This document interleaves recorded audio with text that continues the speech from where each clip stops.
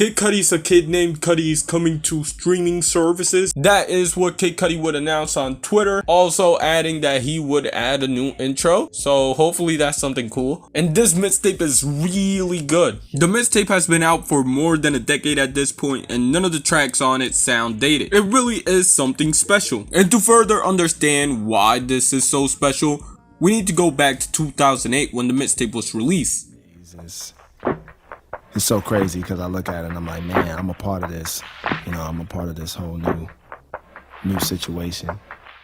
At the time, Kid Cudi was a little-known rapper who moved to New York in order to take his music more seriously. This is where he would meet Dr. Genius, who is now a longtime friend and a person that would help Cudi early on, as Cudi's life in New York wasn't the best. He had a strained relationship with his uncle that unfortunately he could never fix, but he did write a song in tribute to him and to remind himself that he got to New York for a reason. And the track would be produced by Dr. Genius. That song was Day and Night. Day and night.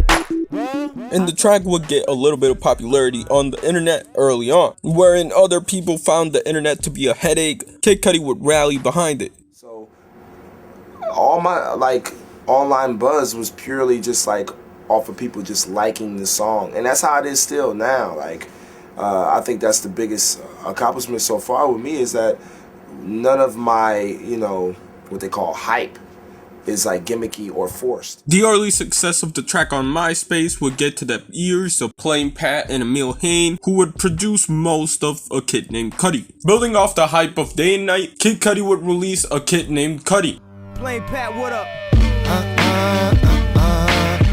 The mixtape would focus on Kid Cudi's story. In many ways, the mixtape was a way for fans to get to know who Cudi was artistically and personally. This is my story, this is my song. If you feel it, motherfucker. The mixtape has a little bit of everything you can want from a Kid Cudi project, and that is thanks in part to the influences that can be heard in the album. The amount of influences from other genres in this mixtape is something that's definitely worth admiring. At times, the mixtape can have a hard-hitting boom bap rap type of beat, especially in a track like Is There Any Love with Wale. But then you keep going down the album and you find samples from other genres, like on Man on the Moon. They can't comprehend or even come close to understanding. Sampling Aquarium by No Such Thing.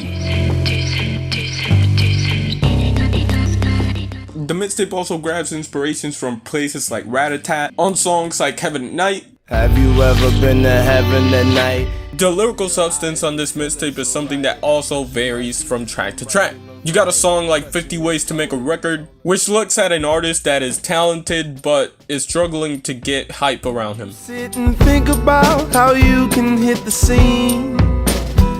But tracks like Cudi Get are more on the brag rap side of things.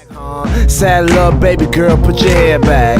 Hurry up, barkeep. Shout out to Jay Dilla on the production though.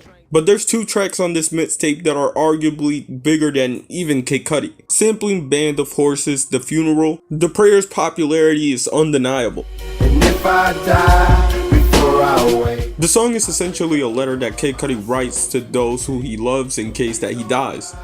Just know that I have made these songs for you. And although simple, it also has one of Cudi's best hooks.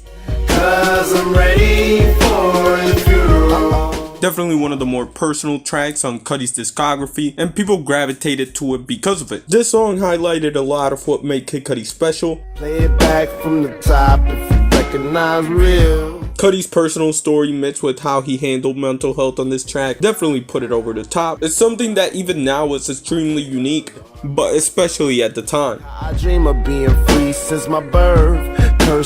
And a lot of people say that this is Cudi's best song. And honestly, I don't know if I disagree.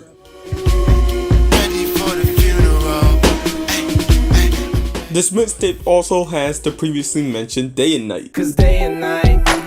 And honestly, at the time, the song isn't as popular as it is now, but the mixtape definitely helped in getting the track even more traction than it did before. And despite the track being nearly 15 years old, the song's cultural presence is still strong. Honestly, Day and Night is a big reason for why this mixtape was the success that it was. And the success of the song wouldn't go unrecognized, as it would get to the ears of Kanye West. Kanye West would enjoy the track, And soon after, Kid Cudi would get called to Hawaii, where he would start working on the Blueprint 3 with Kanye and Jay-Z. You get linked up with Kanye West. My manager, Plain Pat, has been Kanye's A&R since his first album. So we always had that connection, but we never really reached out. Like, I really wanted to perfect my sound and perfect my thing. So we worked at it. We got day and night to the point where it was like everywhere, and Kanye couldn't help but hear it everywhere. And we dropped the mixtape, and then he heard more songs, and he was immediately into it. Reached out to Pat, and the rest was history. I did that last year. It was the first time Kanye reached out to work with me. It was to do hook references for Blueprint 3. So I in no way, shape, or form even thought that I was going to remain on the song. So to have my vocals left on the record, like, it really means a lot. And his path to stardom from there was off to the races. Soonly enough, he would start working on 808s and Heartbreak with Kanye West, helping with tracks like Paranoid and Welcome to Heartbreak. And the working relationship that Kid Cudi and Kanye had would not stop there, because soon enough, Kanye would help out Kid Cudi for his first album on Man of the Moon 1,